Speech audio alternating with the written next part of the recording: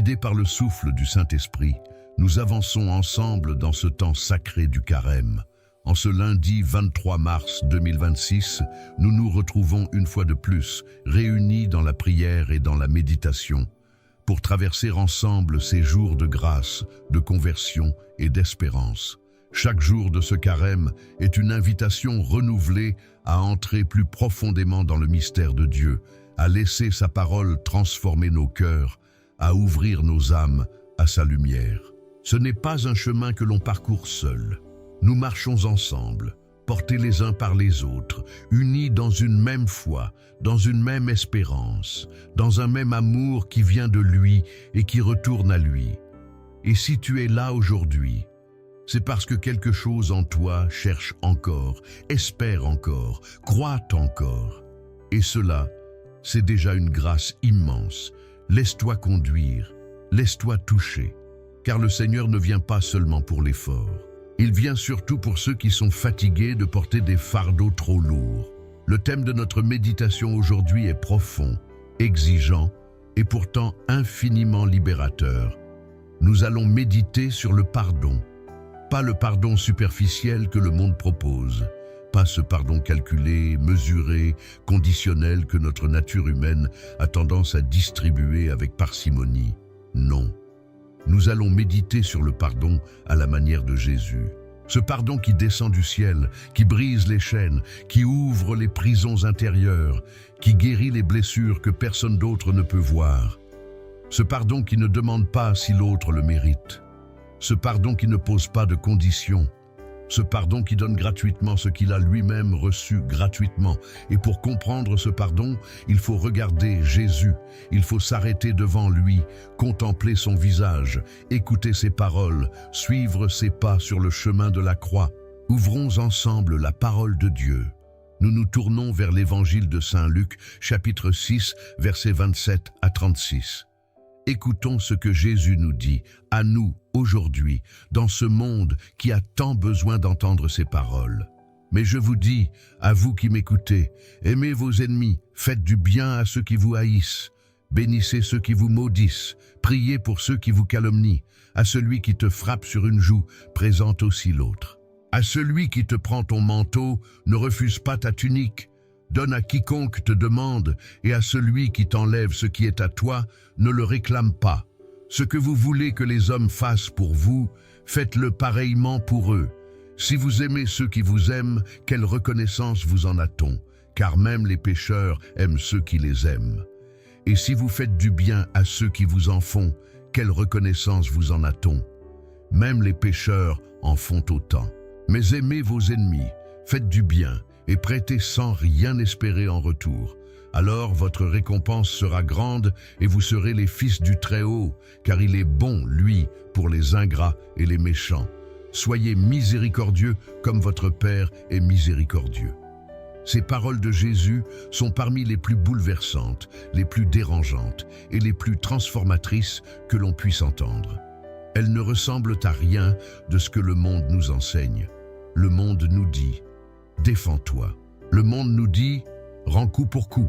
Le monde nous dit « Ne donne ta confiance qu'à ceux qui la méritent ». Et voilà que Jésus arrive, et il renverse tout. Il dit « Aimez vos ennemis ». Il dit « Faites du bien à ceux qui vous haïssent ». Il dit « Priez pour ceux qui vous font du mal ». Et ces paroles ne sont pas une utopie. Elles ne sont pas une belle théorie réservée aux saints et aux mystiques. Elles sont une invitation adressée à chacun de nous, ici et maintenant, dans la réalité concrète de nos vies, avec nos blessures, nos histoires, nos rancœurs accumulées. Parce que, soyons honnêtes, pardonner est l'une des choses les plus difficiles que l'être humain soit appelé à accomplir. Nous avons tous dans notre cœur des noms que nous n'osons plus prononcer, des visages qui reviennent dans nos pensées et qui font monter en nous quelque chose de lourd, de douloureux, parfois de violent. Nous avons tous des blessures que nous avons cru guéries et qui se rouvrent à la moindre occasion. Des trahisons que nous pensions avoir digérées et qui ressurgissent au détour d'un souvenir, d'une odeur, d'une parole entendue par hasard. Le pardon, dans ces moments-là, ne semble pas seulement difficile, il semble impossible, il semble même injuste. Pourquoi pardonner à quelqu'un qui ne le mérite pas? Pourquoi tendre l'autre joue quand on a déjà été blessé une fois? Pourquoi prier pour quelqu'un qui nous a fait du mal et qui n'en a peut-être même pas conscience? Et c'est précisément là que la foi entre en jeu. Car le pardon à la manière de Jésus n'est pas un effort humain, c'est un acte surnaturel. C'est une grâce, c'est quelque chose que l'on ne peut pas produire par sa propre volonté, par sa propre force, par sa propre vertu. Le pardon véritable descend du ciel. Il vient de Dieu. Il passe par nous comme une eau vive qui traverse un canal et le purifie au passage. Quand nous pardonnons à la manière de Jésus, nous ne sommes pas en train de dire que ce qui s'est passé était acceptable. Nous ne sommes pas en train de minimiser la souffrance. Nous ne sommes pas en train d'effacer la vérité. Nous sommes en train de choisir de ne pas laisser cette blessure définir notre avenir. Nous sommes en train de choisir la liberté plutôt que la prison de la rancœur. Pensons à ce que Jésus lui-même a vécu. Il a été trahi par l'un de ses amis les plus proches, celui avec qui il avait partagé le pain, celui qu'il avait choisi parmi les 12. Il a été abandonné par presque tous les autres au moment où il en avait le plus besoin. Il a été jugé injustement, condamné sans preuve, frappé, humilié, couronné d'épines, cloué sur une croix. Et dans ce moment de souffrance absolue, dans cet abîme de douleur physique et morale, qu'est-ce que Jésus a dit? Il a dit « Père, pardonne-leur, car ils ne savent pas ce qu'ils font ». Cette prière est peut-être la plus grande révolution spirituelle de toute l'histoire humaine. En pleine agonie, en plein abandon, en pleine injustice, Jésus choisit de pardonner. Il choisit l'amour, il choisit la miséricorde. Et c'est cela qu'il nous invite à vivre. Pas dans des circonstances faciles, pas quand tout va bien, mais précisément dans les moments les plus durs, les plus obscurs, les plus douloureux de notre existence. Le carême est justement ce temps béni où nous sommes invités à faire ce chemin intérieur, à identifier dans notre cœur les chaînes qui nous retiennent, à nommer les blessures que nous n'avons pas encore osé apporter à Dieu, à reconnaître humblement que nous aussi, nous avons besoin de pardon. Car avant même de pardonner aux autres, il faut se laisser pardonner soi-même. Et c'est là une des grandes grâces de ce temps du carême. Comprendre que Dieu nous aime non pas parce que nous sommes parfaits, non pas parce que nous avons tout réussi, non pas parce que nous n'avons jamais failli, mais parce que nous sommes ses enfants. Et un père qui aime ses enfants ne les abandonne jamais, même quand ils se perdent, même quand ils tombent, même quand ils oublient pendant longtemps le chemin de la maison. L'apôtre Paul, dans sa lettre aux Éphésiens, chapitre 4, versets 31 à 32, nous donne une direction claire et lumineuse. Que toute amertume, toute animosité, toute colère, toute clameur, tout outrage et toute malveillance soient bannies du milieu de vous. Soyez bons et pleins de tendresse les uns pour les autres, vous pardonnant mutuellement, comme Dieu vous a pardonné en Christ. Voilà le fondement du pardon chrétien. Ce n'est pas une philosophie, ce n'est pas une technique psychologique, c'est une réponse à ce que Dieu a fait pour nous. Parce que Dieu nous a pardonné en Christ, nous pouvons pardonner à notre tour. Parce que nous avons été aimés gratuitement, nous pouvons aimer gratuitement. Parce que nous avons reçu la miséricorde, nous pouvons être miséricordieux. Tout commence par là, tout commence par cette prise de conscience que nous ne sommes pas les seuls à avoir besoin de grâce. Et si tu te trouves en ce moment dans une situation où pardonner te semble impossible, je veux que tu saches quelque chose d'important. Tu n'es pas obligé de te forcer à ressentir des choses que tu ne ressens pas encore. Le pardon n'est pas toujours une émotion soudaine qui surgit et efface tout d'un coup. Le pardon est souvent un chemin long, parfois douloureux, mais un chemin qui mène toujours vers la lumière. Tu peux commencer simplement par dire à Dieu, dans le secret de ton cœur, « Seigneur, je ne sais pas encore pardonner, je n'en suis pas encore capable, mais je veux l'être, je veux apprendre, aide-moi. » Et cette prière humble, sincère, imparfaite, est déjà le début du pardon. Car Dieu ne demande pas la perfection, il demande la vérité, il demande l'ouverture du cœur. Et toi, tu es là, tu écoutes, tu cherches. C'est déjà une réponse à sa grâce. Si ce chemin du pardon résonne en toi, Si ces mots touchent quelque chose dans ta vie, laisse un commentaire sous cette vidéo. Dis-nous ce que tu traverses, ce que tu portes, ce que tu espères. Et si tu n'es pas encore abonné à Psaume de foi, c'est le bon moment. Pas parce que c'est une obligation, mais parce que chaque jour de ce carême, nous t'offrons un espace pour respirer, pour prier, pour rencontrer Dieu au milieu de ta vie quotidienne. Abonne-toi, active la cloche et reviens chaque jour. Tu ne seras pas seul. Maintenant, présentons au Seigneur les intentions de nos cœurs. Offrons-lui ce nouveau jour de carême, avec tout ce qu'il contient de promesses et d'incertitudes. Offrons-lui nos peines, nos espoirs, les noms de ceux que nous avons du mal à pardonner, les blessures que nous n'avons pas encore osé nommer. Le Saint-Esprit éclaire et prépare nos cœurs. Voici que s'ouvre devant nous ce moment de prière, de recueillement et de rencontre avec le Dieu vivant. Au nom du Père et du Fils et du Saint-Esprit. Amen. Soyez sobres et vigilants. Votre adversaire, le diable, rôde comme un lion rugissant, cherchant quelqu'un à dévorer. Résistez-lui, ferme dans la foi. En ce jour, je me lève revêtu de la puissance du Dieu très haut. J'invoque la Sainte Trinité avec une foi trinitaire, professant l'unité du Créateur de toute créature.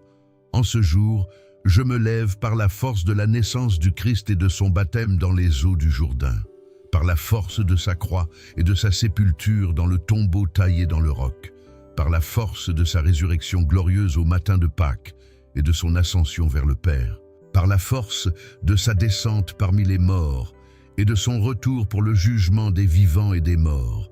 En ce jour, je me lève par la force de l'amour des séraphins et des chérubins qui entourent le trône de Dieu, par l'obéissance des anges gardiens qui veillent sur chacun de nos pas, par le service des archanges Michel, Gabriel et Raphaël qui intercèdent pour nous devant le Père, par l'espérance de la résurrection et de la récompense éternelle promise à ceux qui persévèrent dans la foi, par les prières des patriarches Abraham, Isaac et Jacob qui ont cru sans voir et dont la foi a changé l'histoire du monde, par les prophéties d'Isaïe, de Jérémie, d'Ézéchiel et de tous les prophètes qui ont annoncé la venue du Sauveur, par la prédication des apôtres qui ont quitté tout ce qu'ils avaient pour suivre Jésus jusqu'aux extrémités de la terre, par la foi des confesseurs qui ont tenu ferme dans la nuit la plus profonde, par l'innocence des vierges consacrées dont la vie entière est offrande et louange, par les actes des bienheureux dont les mains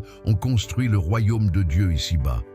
En ce jour, que la force de Dieu me conduise, que la puissance de Dieu me soutienne sur ce chemin de carême, que la sagesse de Dieu m'éclaire dans mes choix et dans mes paroles, que le regard de Dieu veille sur moi dans toutes mes heures, dans tous mes instants, dans chacun de mes souffles, que l'oreille de Dieu entende mes prières, même celles que je n'arrive pas à formuler, même les soupirs que je pousse dans la nuit quand les mots me manquent, que la parole de Dieu me rende éloquent pour annoncer sa bonté à ceux que je rencontre, que la main de Dieu me garde dans les moments de doute et de tentation, que le chemin de Dieu s'ouvre devant moi, même quand je ne le vois pas encore, que le bouclier de Dieu me protège des flèches invisibles de l'ennemi, que l'armée de Dieu me défende contre les pièges du malin, contre les tentations du vice, contre tous ceux qui me veulent du mal, qu'ils soient proches ou lointains, qu'ils agissent seuls ou en groupe.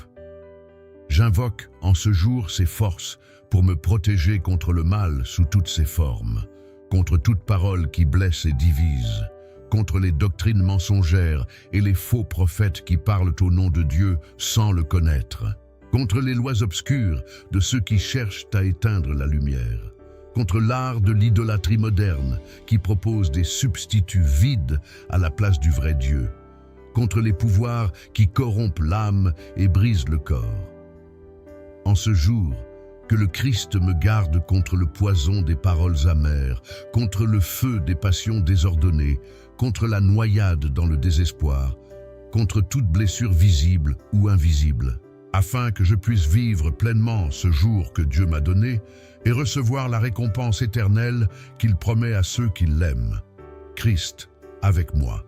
Christ devant moi, Christ derrière moi, Christ en moi, Christ sous moi, Christ au-dessus de moi, Christ à ma droite, Christ à ma gauche, Christ quand je me couche dans la nuit, Christ quand je m'assieds dans la journée, Christ quand je me lève au matin, Christ dans le cœur de chaque personne à qui je parle, Christ dans la bouche de chaque personne qui me parle, Christ dans chaque regard posé sur moi, Christ dans chaque oreille qui m'entend, Christ dans chaque main tendue vers moi. Que Dieu se lève par l'intercession de la bienheureuse Vierge Marie, Reine du Carême et Mère de miséricorde, par l'intercession de Saint Michel Archange, chef des armées célestes et de toutes les milices du ciel. Que ses ennemis soient dispersés, que tous ceux qui le haïssent fuient loin de sa face. Au nom du Père et du Fils et du Saint-Esprit. Amen. Notre Père qui es aux cieux, que ton nom soit sanctifié, que ton règne vienne, que ta volonté soit faite sur la terre comme au ciel. Donne-nous aujourd'hui notre pain de ce jour. Pardonne-nous nos offenses comme nous pardonnons aussi à ceux qui nous ont offensés. Et ne nous laisse pas entrer en tentation, mais délivre-nous du mal. En ce carême et en tous les jours de notre vie, délivre-nous du mal. Délivre-nous du mal. Délivre-nous du mal. Délivre-nous du mal, délivre-nous du mal, délivre-nous du mal, délivre-nous du mal, délivre-nous du mal, délivre-nous du mal, délivre-nous du mal, car c'est à toi qu'appartiennent le règne, la puissance et la gloire, pour les siècles des siècles. Amen. Je vous salue, Marie, pleine de grâce. Le Seigneur est avec vous. Vous êtes bénie entre toutes les femmes, et Jésus, le fruit de vos entrailles, est béni. Sainte Marie, Mère de Dieu, priez pour nous, pauvres pécheurs, maintenant et à l'heure de notre mort. Amen. Ô Marie, conçue sans péché, priez pour nous qui avons recours à vous. Et pour tous ceux qui n'ont pas recours à vous, spécialement pour les ennemis de la Sainte Église, et pour tous ceux qui vous sont recommandés. Amen. Enfin, mes frères et mes sœurs, fortifiez-vous dans le Seigneur et dans sa toute-puissante force. Revêtez l'armure de Dieu pour pouvoir résister aux ruses du diable, car ce n'est pas contre des adversaires de chair et de sang que nous avons à lutter, mais contre les principautés, contre les puissances, contre les maîtres de ce monde de ténèbres, contre les esprits du mal répandus dans les airs. Prenez donc l'armure de Dieu afin de pouvoir résister dans le jour mauvais et tenir ferme après avoir tout surmonté. Tenez-vous donc debout, ayant ceint vos reins de la vérité, revêtu la cuirasse de la justice, et chaussez vos pieds avec le zèle que donne l'évangile de la paix. Prenez par-dessus tout cela le bouclier de la foi, avec lequel vous pourrez éteindre tous les traits enflammés du malin. Prenez aussi le casque du salut et l'épée de l'Esprit, qui est la parole de Dieu. Faites en tout temps par l'Esprit toutes sortes de prières et de supplications. Veillez à cela avec une entière persévérance et intercédez pour tous les saints. Amen. Père qui es aux cieux, la foi que tu nous as accordée en ton Fils Jésus-Christ, notre frère et notre Sauveur, et la flamme de charité que tu as répandue dans nos cœurs par le Saint-Esprit, éveille en nous la bienheureuse espérance de la venue de ton règne. Que ta grâce nous transforme en cultivateurs diligents de cette espérance, en semeurs de lumière, dans un monde qui attend l'aurore. Que ta grâce nous rende capables de pardonner comme tu pardonnes, d'aimer comme tu aimes, de tendre la main là où les autres se détournent. Que la grâce de ce temps de carême ranime en nous, pèlerins d'espérance, le désir des biens célestes. Que ta paix descende sur nos familles, sur nos communautés, sur notre monde blessé et fatigué. À toi, Dieu béni dans l'éternité, louange et gloire pour les siècles des siècles. Amen. Que le Seigneur soit avec vous. Il est au milieu de nous. Notre protection est dans le nom du Seigneur qui a fait le ciel et la terre. Que le Seigneur Jésus-Christ soit avec toi pour te protéger, qu'il soit devant toi pour te conduire, qu'il soit derrière toi pour te garder, qu'il veille sur toi, te conserve et te bénisse en ce jour et en tous les jours de ce carême. Amen. Et que la bénédiction de Dieu Tout-Puissant, Père, Fils et Saint-Esprit descende sur vous et demeure pour toujours. Amen. En ce lundi de carême, Reste dans la paix et dans la joie qui viennent de Jésus. Et si ce moment de prière a touché ton cœur, si ces mots ont allumé quelque chose en toi que tu pensais éteint, ne garde pas ça pour toi. Partage cette vidéo avec quelqu'un qui a besoin d'entendre qu'il n'est pas seul. Abonne-toi à Psaume de foi pour ne manquer aucun de ces rendez-vous quotidiens de grâce. Et dis-nous dans les commentaires, quelle est la personne ou la situation pour laquelle tu as du mal à prier. Tu n'as pas à tout dire, parfois un mot suffit. Nous sommes là, ensemble, sur ce chemin. À demain.